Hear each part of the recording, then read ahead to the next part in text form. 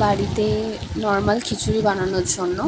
তো আমি এখানে অল্প পরিমাণ তেল, 1 চামচ জিরে, 2টো শুকনো লঙ্কা, 2টো তেজপাতা, কিছু টমেটো আমি ভেজে নিচ্ছি তেলে।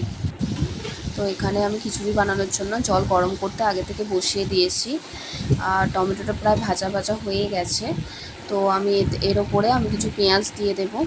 পেঁয়াজটা দিয়ে হালকা নেড়ে আমি অল্প পরিমাণ নুন দিয়ে দিলাম, যাতে পেঁয়াজটা ভালোভাবে ভাজা হয়ে যায়। আর এখানে চাল ডাল আমি আগে থেকে ভিজিয়ে রেখে দিয়েছিলাম।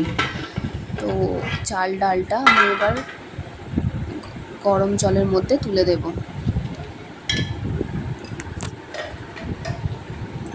আর এখানে আমার পেঁয়াজ প্রায় ভাজা ভাজা হয়ে গেছে। দেন আমি অল্প পরিমাণ রসুন কুচি এর সাথে অ্যাড করে দেব, দিয়ে হালকা হাতে নাড়তে আরম্ভ করব। আর অল্প পরিমাণ আদা বাটা এর সাথে অ্যাড করব। আর অল্প পরিমাণ জল, যাতে মশলাটার সাথে কড়াইয়ে না লেগে যায়, তার জন্য আমি হালকা হাতে কষিয়ে নেব জলটার সাথে। তো এখানে আমার মশলা প্রায় কষানো হয়ে গেছে। আগে থেকে ভিজিয়ে রাখা সয়াবিন আমি অ্যাড করে দিলাম, মশলার সাথে ভেজে নেব।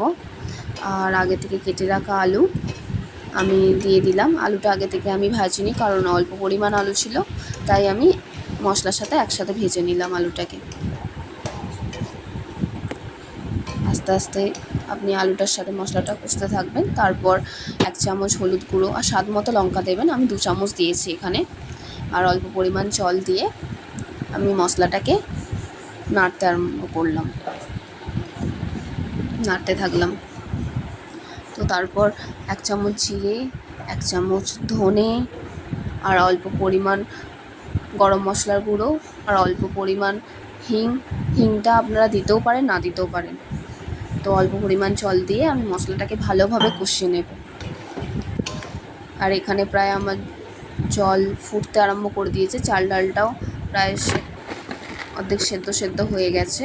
তো এখানে মশলাটা কষানো হয়ে গেছে। অল্প পরিমাণ চিনি দিয়ে আমি একসাথে মশলাটা এই চালের সাথে অ্যাড করে দেব, চাল ডালের সাথে। আর ভালো করে আপনারা 2 মিনিট ধরে একটু মিশিয়ে নেবেন, আর ভালো করে নেড়ে নেবেন, যাতে মশলাটা একসাথে চাল ডালের সাথে মিশে যায়। তো এখানে আমার একসাথে মশলাটা চাল ডালের সাথে ফুটতে আরম্ভ করে দিচ্ছে। তো অল্প আঁচে আমি এটা ঢাকা দিয়ে দেব। আর আপনারা স্বাদ মতো নুনটা দিয়ে দেবেন, আমি এখানে অ্যাড করে দিয়েছি।